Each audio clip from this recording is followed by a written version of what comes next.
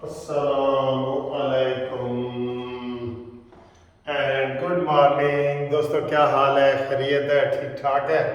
خوش ہیں؟ ادھر موسم بہت اچھا ہے اور موسم تو اچھا ہوتا ہے، لیکن سیاسی موسم کے حوالے سے ہم آپ کو عمران خان کے حوالے سے بات کرتے ہیں۔ عمران خان کو آج پھر سارے ایک عدالت سے بڑا ریلیف ملا ہے، بڑا بڑا۔ ہاں کی کریے سر جی، کی کریے؟ اسی پرچے کٹوانے اتنے جناب پرچے دے ضمانت ہو جاتی ہے۔ حالات اس طرح کے ہیں، مجھے وہ یعنی کہ ادھر سے پرچہ ہوتا ہے، ادھر سے ضمانت ہو جاتی ہے۔ وہ یہ آج کھوسا صاحب جو پیش ہوئے نا، اس میں عمران خان کے وکیل تھے کھوسا صاحب، انہوں نے مجھے ایک لطیفہ سنایا ہوا ہے میرے، کیونکہ میں 2 سال کھوسا صاحب کا شاگرد رہا ہوں، تو انہوں نے مجھے لطیفہ سنایا ہوا ہے کہ جناب ایک آدمی نے کوئی ریڈر سے میل ملاقات کر لی تھی، اور ریڈر کو جو ہے نا، جج کا ہوتا ہے ریڈر، اس کو پیسے دے دیے تھے، اور جج صاحب فیصلہ لکھوا رہے تھے، تو ریڈر بیچ میں بار بار بولتا تھا کہ نہیں جی اینج نہیں، اے لکھواؤ۔ جج کہتا تھا کہ ملزم کا قصور ہے، وہ ریڈر کہتا نہیں سر جی اس میں لکھو کہ وہ شک ہے، یہ ہے وہ ہے۔ تو وہ جج صاحب پھر تنگ آ گئے، بار بار ریڈر بول رہا تھا کیونکہ ریڈر نے پیسے پکڑے ہوئے تھے، تو جج نے لکھا کہ چل پھر لکھ کہ جج بنیندہ تے ریڈر چھڑیندہ۔ یہ سرائکی میں ہے کہ جج بنیندہ ریڈر چھڑیندہ، کیونکہ اس نے پیسے پکڑے ہوئے تھے۔ تو سر جی یہی صورتحال ہے عمران خان کی۔ آج سپریم کورٹ میں پیشی تھی، اور پیشی بھی تھی عبدالرزاق شر ایڈوکیٹ کے قتل کی، ٹھیک ہے، وہ جو اس میں قتل ہوا ہے، اور اس میں ان کے بیٹے نے عمران خان کے اوپر جو ہے وہ الزام لگایا ہے، بیٹے نے، کہ جناب یہ الزام عمران خان کو، چونکہ انہوں نے آرٹیکل 6 کی کارروائی کے لیے کیس چل رہا تھا، تو عمران خان نے کروایا ہے، ٹھیک ہے۔ تو یہ ان کے بیٹے نے کیا ہے، اس میں کوئی سیاست تو ہے نہیں، کوئی نون لیگ کی اور ایسی کوئی، تو وہاں پہ بڑی عمران خان کو یہ ریلیف ملی ہے کہ جج صاحب آئے، 3 رکنی جج ہے، یا آفریدی، نقوی صاحب اور مسرت ہلالی، جو نئی جج بنی ہے سپریم کورٹ کی۔ تو انہوں نے آتے ہی جج صاحب نے کہا جی کہ اس میں ایک درخواست آئی ہوئی ہے، تو اس کے اوپر کارروائی کر لیتے ہیں، اور وہ درخواست تھی مدعی کی کہ مجھے جی تاریخ دی جائے، ٹھیک ہے۔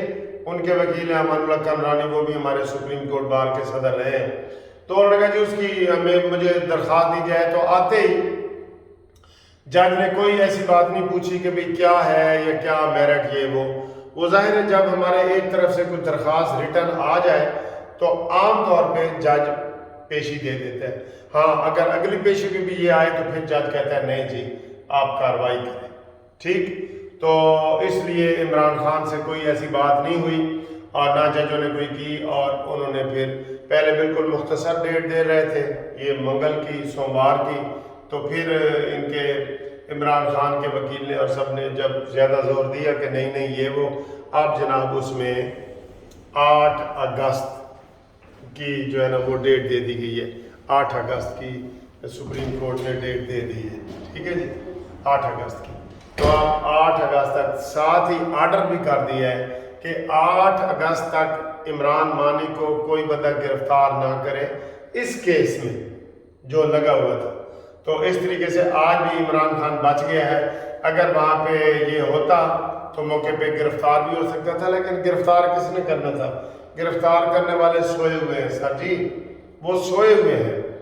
اچھا جی یہ خبر ہے۔ دوسری جناب خبر یہ ہے توشہ خانہ میں، وہاں پہ ایک صحافی نے عمران خان سے پوچھا کہ جناب آج آپ توشہ خانہ کیس میں جا رہے ہیں؟ کہتا کیڑا توشہ خانہ دا کیس؟ ہائے ہوئے صدقے جاؤں، کہتا ہے آج تو تھوڑی اتنے حاضری ہے، کہتا ہے کیڑے جج میں نہیں پتا۔ تو جج اس وقت صحافی نے کہا ہوگا کہ ایڈا معصوم نہیں، ایڈا تو بھولا نہیں ہے جتنا بن رہے ہیں۔ کہتے ہیں دروازہ کسی نے کھٹکایا تو انہیں کہا جی کہ کون؟ انہیں کہا میں بھولا ہوں، تو انہیں کہا تو کون؟ کہتے میں بھولی ہوں۔ کہتی پھر اندر آ جا، کہتی نہیں ایڈی بھی بھولی نہیں ہے گی۔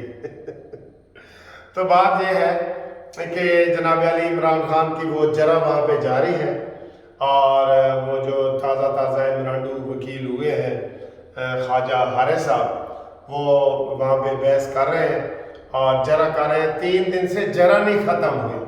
کیوں سر جی؟ وہ انہوں نے ہمارے ایک وکیل تھے جسٹس ملک سعید حسن صاحب, وہ کوئی قصہ سناتے تھے, کہتا جی وہ انہوں نے ایک وکیل نے طے کیا کہ میں کیس ختم نہیں کرنے دینا, تو وہ کوئی نقطہ اٹھا کے اس کو پڑھنا شروع کر دیتے تھے,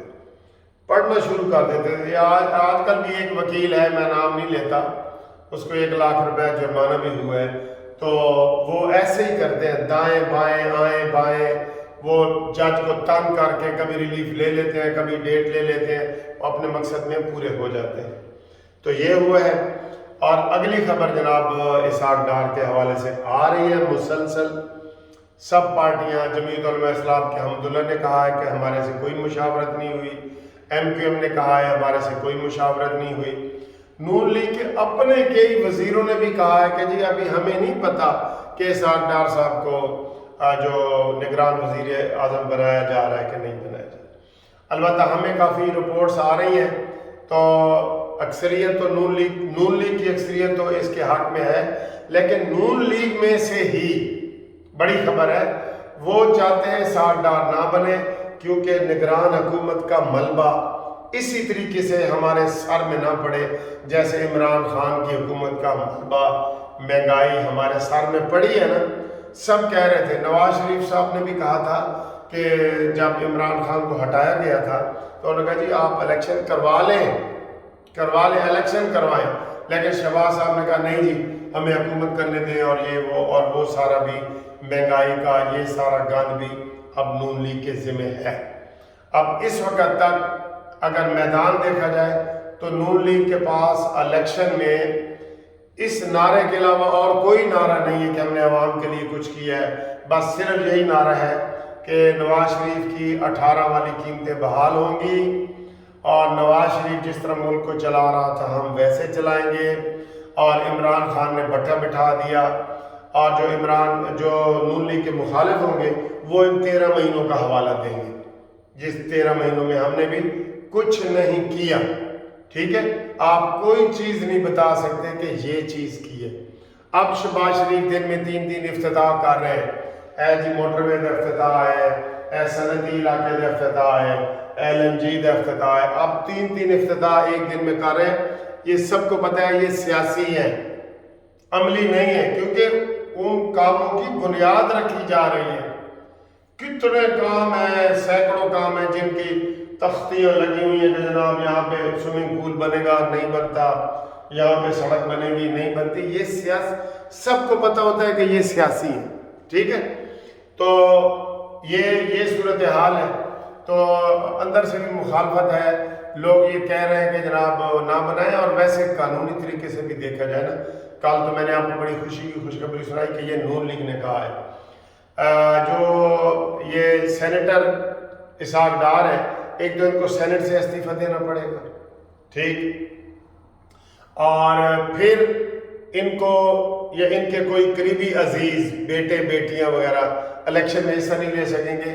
اور آئین میں بھی یہ لکھا ہوا ہے جو 224 آرٹیکل ہے کہ جناب کوئی غیر جانبدار بندہ, یہ نون لیگ کے سینیٹر ہے, یہ غیر جانبدار تو نہیں ہے.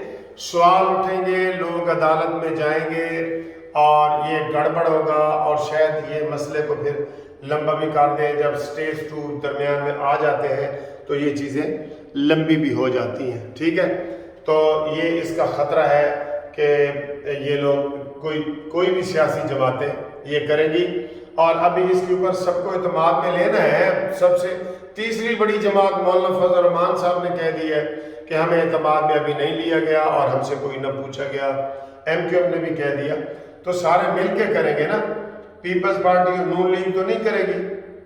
قانونی طریقے سے تو وزیر اعظم اور اپوزیشن لیڈر نے کرنا ہے, لیکن PDM کی حکومت ہے. شہباز شریف صاحب بالکل کوئی چھرا تو پیٹھ میں نہیں نہ گھومنے لگے سب کے کہ جناب میں ہوں کہہ دیتا ہے تو ہو گیا, یہ نہیں ہے. تو یہ صورتحال ہے.